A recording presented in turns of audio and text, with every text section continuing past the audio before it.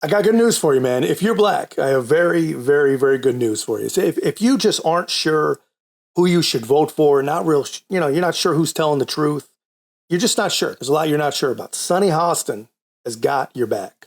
So it comes down to the messaging is not making it. Can I just say people. just very quickly, I know I have a legal note. 83% of black registered voters identify as or lean Democratic. 81% of black men, 81% are in the Democratic Party. So I don't want to hear anymore that black men are voting for Trump. Black women resoundingly will show up for Biden, and they're going to bring their sons, they're going to bring their grandsons, they're going to bring their husbands, and the black vote will turn out for President Biden. Sonny, that's a reference to a poll that says he used to have a 92. Basically, Sonny Hostin just says you're going to do as you're told, and you make sure everyone else does as they're told to. Make sure everyone you know, only the ones that look like you, of course, but make sure they all show up for Joe Biden.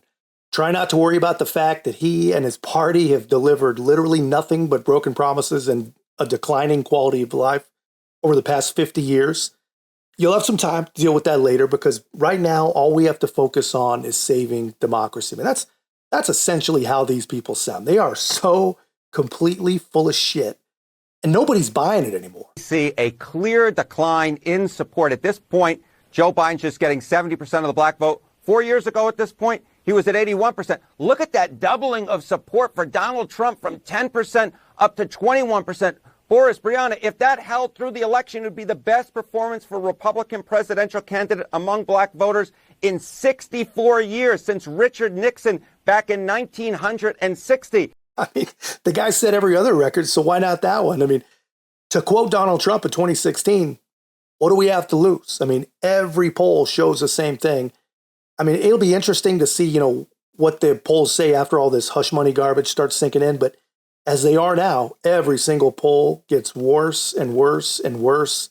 And the Biden team just seems oblivious. I mean, their answer so far has just been to tell people that they're idiots and that things are actually way better than they realize. But the media sees it. Finally, they see it, and they're freaking out. Current CBS News battleground tracking polling, for example, in Pennsylvania among likely black voters compared to 4 years ago in the exit polls, he's down 10% among them, with former President Donald Trump making gains. Recent NBC News polling shows that President Biden's support among black voters has dropped since 2020.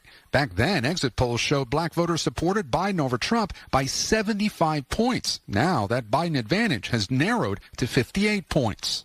Reading in the crosstabs, the most important part, as Phil reminds us, just all of those, from women to Hispanic voters, black voters, 22% of black voters behind Trump. That is not seen in the modern era for a Republican frontrunner, right? I mean, wow. But look at this number for Donald Trump, 22%. Where was Donald Trump at this point 4 years ago in the polls? He was just at 9% of the vote. So he's seen more than a doubling in his support among African Americans. John, there is significant softness in the support for Joe Biden among core Democrats. In this poll, he's carrying black voters by 61 points. Well, that sounds like a lot, but he carried them by 84 points back in 2020.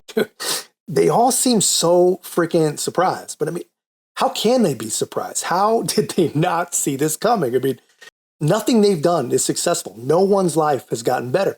Every single thing is a measurable disaster. I mean, what in the world did they expect? I mean, they virtue signal every time they can. They tie, black and brown people to everything. I mean, they're supposedly disproportionately affected by climate change, disproportionately affected by right-wing gun nuts, disproportionately affected by everything. I mean, they even told us that they're going to fix racist bridges and racist roads, but they ignore inflation, they ignore groceries, ignore gas. I mean, everything. They ignore everything and anything that is actually real.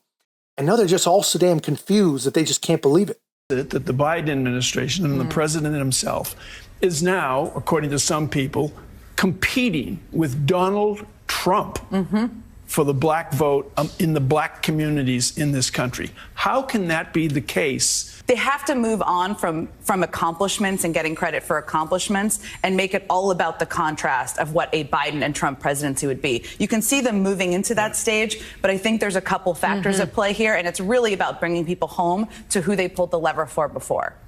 Don't you worry, says Jen Psaki. They're just rebelling right now. And as soon as they realize the real difference between a Trump presidency and a Biden presidency, don't you worry.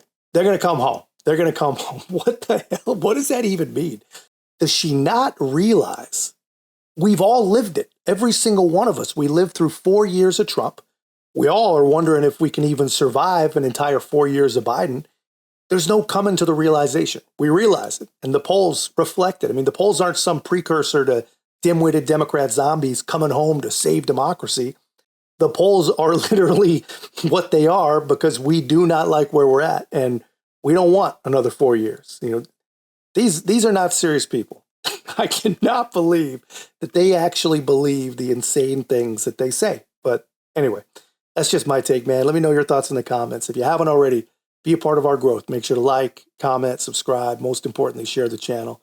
I'll see you in the next one. You have a problem figuring out whether you're for me or Trump, and you ain't black.